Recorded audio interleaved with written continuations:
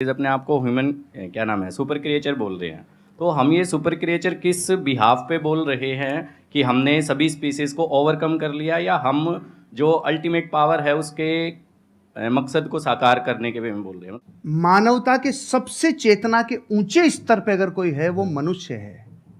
ये जीव जो है ना, ये जीव के भीतर जितनी शक्तियां, उसका चेतना का जबरदस्त विकास जो पराकाष्ठा है ना, वो मनुष्य ही कर पाता है।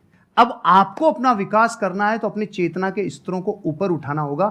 सर के बहुत सारे ऐसे सेशन हैं जो स्पिरिचुअल चैनल के ऊपर हैं, आप देखोगे तो पाओगे आपके भीतर की चेतना ऊर्जा बहुत जबरदस्त है। टमाटर के भीतर भी जो रंग महकता है ना, वो उसकी वजह से। अभी जैसे ये शरीर चमक रहा है, लेकिन अगर गिर जाता है तो 2 घंटे में सड़ने लगता है, 4 घंटे में कीड़े पड़ने लगते हैं। फिर वो चमक है किसकी? तो वो जिसकी महिमा है, वो जिसकी महिमा है ना, उसकी महिमा आनी चाहिए। वो महिमा आ गई तो चेतना ऊपर ही उठती है। एक छोटा सा लाइन गा के सुना दूं प्लीज? हाँ। खटकती है रागादि के परिणति विकारी, स्वभाव के सन्मुख ये कैसे टिकेगी। समझ में नहीं आया? खटकती है रागादिक परिणति का मतलब है संसार की सारी बुराइयां बताओ अपने को खींच रही है कि नहीं खींच रही है, अपने को आकर्षित कर रही है, लुभा रही है। क्रोध है, घमंड है, अहंकार है, छल कपट है, आलस्य है, कामचोरिता है, जितनी चीजें बुराइयां वो अपने को खींच रही है। लेकिन उनके ऊपर जो सबसे बड़ा स्वभाव है ना अपना, जो आपने प्रश्न पूछा, वो स्वभाव जीव का उठना है। तीनों लोग जिसके ज्ञान में झलक जाएं, वो स्वभाव लेके पैदा हुए हो भाई। 3 लोग का नाथ आपके भीतर विराजमान है। इसलिए चेतना के स्तरों को ऊपर उठाते जाओ, बाकी के प्रश्नों के उत्तर चेतना के उठने से मिल जाएंगे। Thank you dear.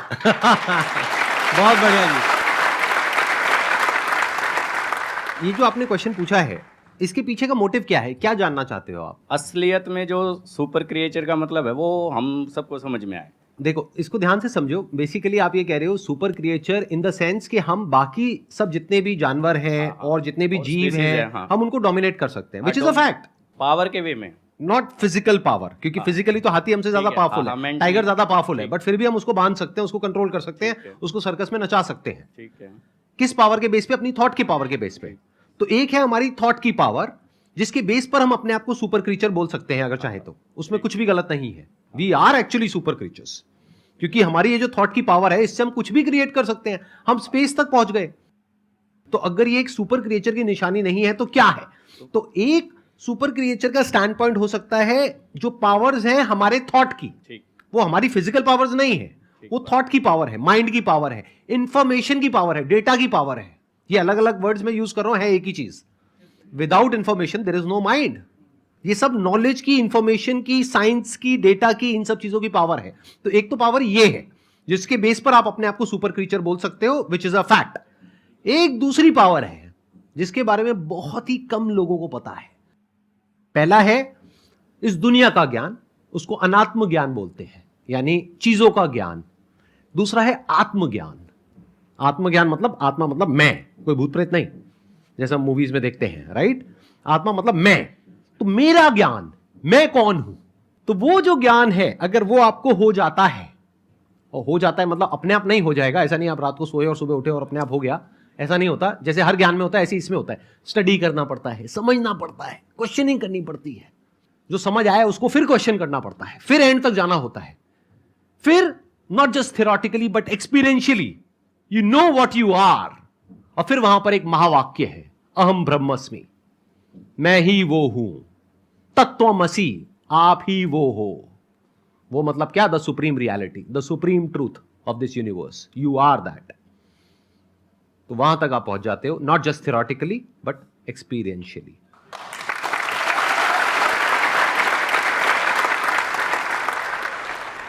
सर, जैसे कि हम किसी पे ट्रस्ट करते हैं, बहुत ज़्यादा ट्रस्ट करते हैं उस पे, और मतलब उसके साथ हम हर कुछ शेयर करते हैं, चाहे हमारा फैमिली में है, कोई फ्रेंड में है, कुछ भी हो। जब वो एक बार हमारे ट्रस्ट को हर्ट कर देता है, वो हमें बहुत ही बुरा समझ लेता है और कुछ भी कह सकता है वो कभी भी। तो दोबारा अगर उससे रिलेशन बन रही है, हमारी बातें करनी स्टार्ट हो रही है, सब कुछ हम इग्नोर करके, तो क्या सर दोबारा से उस पर हमें वही ट्रस्ट पहले वाली लानी चाहिए, उसके साथ शेयरिंग करनी चाहिए, या उसके साथ मतलब खुल के हम बातें कर सकते हैं कुछ भी? नेपोलियन हिल से जब जीवन में सबसे बड़ी सीख को लोगों ने कहा ना, एक लाइन में बता दो, नेपोलियन वो व्यक्ति हैं जिन्होंने 25,000 से ज़्यादा लोगों के ऊपर कई वर्षों तक अध्ययन किया, और फिर एक व्यक्ति राजस्थानी मारवाड़ी गया, उन्होंने कहा साहब हमें पूरा ज्ञान नहीं चाहिए, एक लाइन में बता दो, एक लाइन में बता दो। तो उन्होंने पता है क्या बोला? डोंट टेक इट पर्सनली, दिल पे नहीं लेना, दिल पे नहीं लेना, क्योंकि रास्ते में तो स्क्रैच होंगे, हम इमोशनल हैं, हमारे स्क्रैच तो होंगे, लेकिन अगर दो लोगों को अर्धनग्न करके दौड़ाया जाए, एक को तेल लगा के और एक को सूखा, तो मिट्टी ज़्यादा कौन लाएगा? तो तेल लगाना बंद कर दो, यहाँ नहीं, दिल पे तेल लगाना बंद कर दो, हृदय पे लेना बंद कर दो, नहीं तो जैसे ही मार्केट में जाएंगे लोग तो आपको कुछ कहेंगे। तो पहली बात तो दिल पे नहीं लेना, क्योंकि दिल पे लेते लेते तो खत्म ही हो जाएंगे, फिर सबका दिल पे लेते चले जाएंगे, एक बात। दूसरी बात, आप कह रहे हैं दोबारा ट्रस्ट करें कि नहीं करें, सोच समझ के, विचार करके, क्योंकि जिस व्यक्ति ने एक बार ट्रस्ट तोड़ा है तो फिर वहां पर एक सिद्धांत लागू होता है, प्रेम भाव हो सब जीवों से, विश्व के हर जीव से प्रेम हो भाई, करुणा स्रोत बहे दुखियों पे, दुखियों पे फिर विशेष करुणा बहनी चाहिए, प्रेम भाव हो सब जीवों पे, करुणा स्रोत बहे दुखियों पे, दुर्जन में मध्यस्थ विभो, ये जो दुर्जन है ना उसमें फिर थोड़ा मध्यस्थ विभो उन पे, और गुणी जनों में हर्ष प्रभो, जैसे सर गुणीजन है तो ऑटोमेटिकली हृदय से एक श्रद्धा बहती है। तो प्रेम भाव हो सब जीवों में, गुणी जनों में हर्ष प्रभो, करुणा स्रोत बहे दुखियों पे, दुर्जन में मध्यस्थ विभो। दुर्जन से थोड़ा दूरी बना के रखिए, आगे बढ़ जाएंगे। ट्रस्ट तोड़ने का मतलब क्या? वो छोटा भी हो सकता है, बहुत बड़ा भी हो सकता है। छोटा मतलब क्या कि आपको कहा कि हाँ हम यहाँ पर घूमने के लिए जाएंगे, और एंड टाइम पे उसने कह दिया नहीं जाएंगे, ये भी ट्रस्ट तोड़ना है। और एक है कोई बड़े लेवल पे ट्रस्ट तोड़ना, यानी कि आपकी शादी हो गई है और कोई तीसरी बीच में आ गई है, I am just giving an example, या फिर उसने पैसा आपसे लिया बोल करके कि 15 दिन में दूंगा या दूंगी, और बहुत पैसा आपसे ले लिया जो आपने कहीं से अरेंज करके दिया, उसके बाद में आप उसको फोन कर रहे हो, फोन ही नहीं उठा रहा है, 1 महीने तक 2 महीने तक, एक आध बार ना उठाए तो हो सकता है कोई जेन्युइन प्रॉब्लम हो, बट आपको समझ आ गया उसकी नियत ही नहीं है पैसे वापस करने की। तो जब आपको समझ आ गया है कि वो इंसान भरोसा करने के लायक नहीं है, तो दोबारा भरोसा क्यों करना है? तब तक जब तक कि उसको एक्चुअल में पश्चाताप नहीं होता है। इंसान बदलता है, ये प्रकृति बदलती है, सब कुछ बदलता है, इस दुनिया में एक ही चीज कांस्टेंट है, दैट इज चेंज, सब कुछ बदलता है। तो हो सकता है वो इंसान आज ट्रस्टवर्दी ना हो, लेकिन 6 महीने बाद या 1 साल बाद वो पूरी तरह से बदल जाए। तो आपको देखना है कि क्या वो उसकी एक गलती थी, गलती किसी से भी हो सकती है, आपसे भी हो सकती है, मेरे से भी हो सकती है, इनसे भी हो सकती है, तब तो ठीक है, उसने पश्चाताप कर लिया और बार बार आपको सॉरी बोल दिया, कर दिया, बात खत्म। बट क्या वो उसकी फितरत है? क्या वो दुर्जन है? जैसे इन्होंने वर्ड यूज किया दूरजन, मतलब कि ऐसे जनों से दूरी रहो, दूरी बना करके रखो। सर जैसे कि आप बता रहे रिश्तेदार हो गए या फिर लोग हो गए, इनको इग्नोर करो, राइट? बट अगर बात हो जीवन साथी की, आप उनके लिए मतलब सब कुछ कर रहे हैं, सब कुछ, मतलब कि जैसे कि घर संभालना हो, बच्चे संभालना हो, साथ में उनका फाइनेंशियली भी उनको हेल्प करना हो, बट हम उनसे सिर्फ एक ही चीज़ चाह रहे हैं कि अगर वो हमें थोड़ा सा समय दें, पूछे कि आप कैसे हैं, क्या है, बट वो चीज़ होता नहीं है। तो उसको कैसे रियलाइज़ कराएं, या फिर उस इंसान को हम अपना फीलिंग कैसे बताएं? किसी भी इंसान को आप रियलाइज करवाना चाहते हैं तो यही है रियलाइज नहीं करवाने का तरीका। मत करवाइए, अपने हिस्से का काम करवाइए। डेरेन हार्डी से एक पति पत्नी तलाक की नौबत पे पहुंच गए। उन्होंने कहा कि देखो साहब हमारी काउंसलिंग करा लो, आखिरी मौका है, हम फिर छूटने वाले हैं, अलग अलग होने वाले हैं।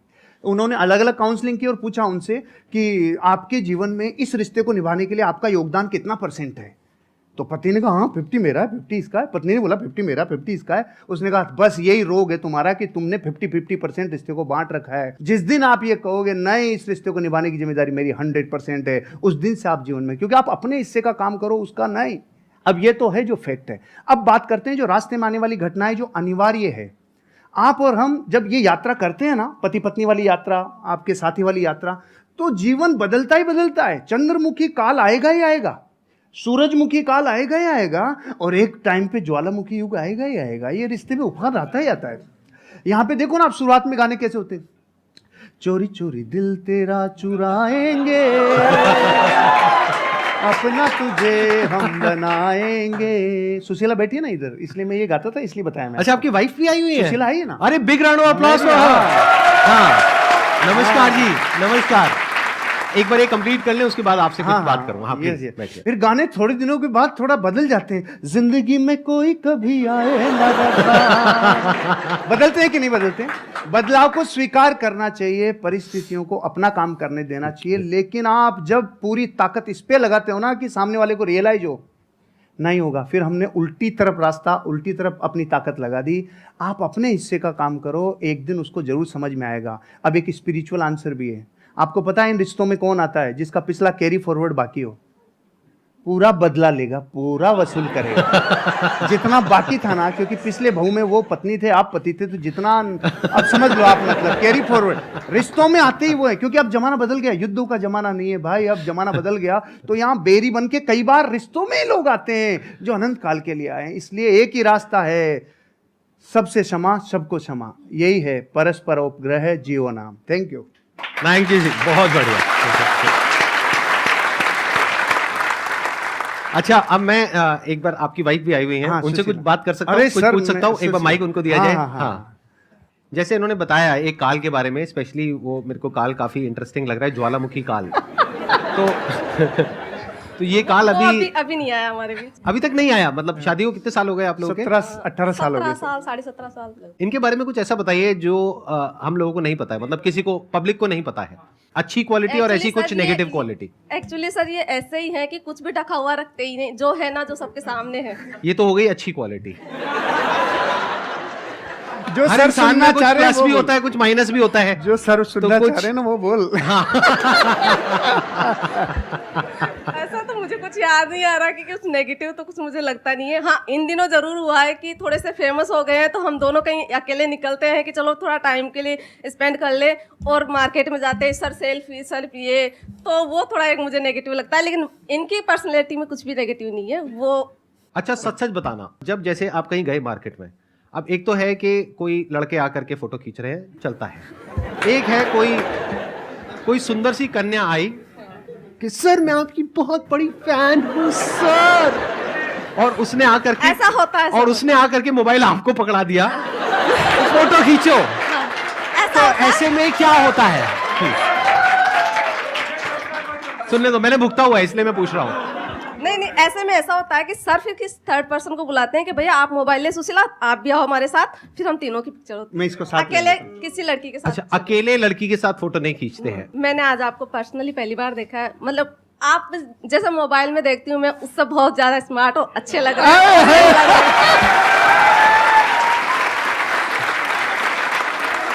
सर आपका क्या कहना है इस बारे में? सर मेरे से ज्यादा यही देखती है। अच्छा, और मैं जब नहीं देख पाता और इतना ज्यादा व्यस्त रहता हूं, तो ये मेरे को पूरी रिपोर्ट देती है। आज की वीडियो में ये था, आज की वीडियो में था, पूरी समरी मेरे को आपको यही देती है। सर आई मस्ट से आप दोनों की जोड़ी बहुत अच्छी है, और मे गॉड ब्लेस यू हाँ, both. Thank you sir, thank you. हाँ, आपकी और मैम की भी बहुत अच्छी है। मैंने आपका वीडियो देखा था आपने, और हमारा वीडियो देखा था? मैंने रिपीट 2-3 बार देखा कि कितना अच्छा हमने बोलती है पूरा- मैम। मतलब मैं कैमरा फ्रेंडली नहीं हूँ। अभी आपसे बात करी तो अच्छा, अभी मेरे सामने कैमरा आ जाएगा तो मैं बोल नहीं पाऊंगी। तो इसलिए तो मैम बहुत अच्छा बोलती हैं। आप मेरी तरफ से उनको बहुत बहुत congratulation. Done, I pass on your message please.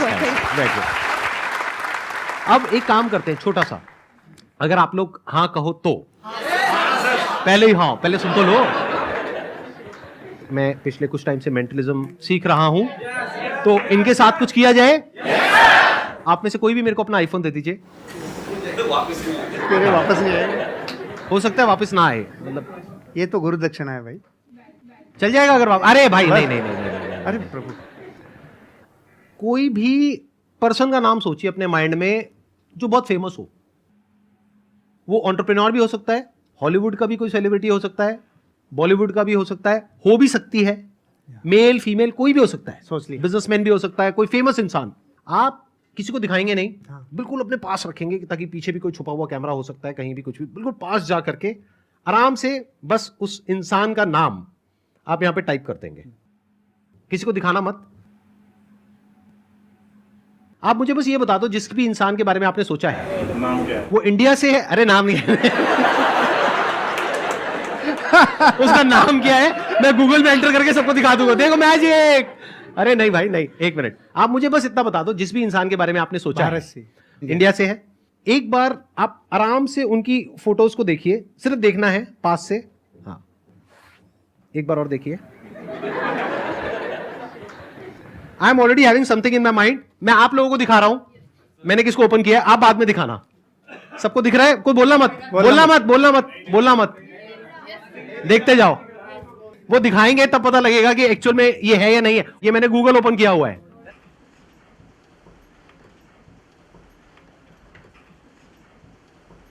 दिखाओ सर कौन है। सच में?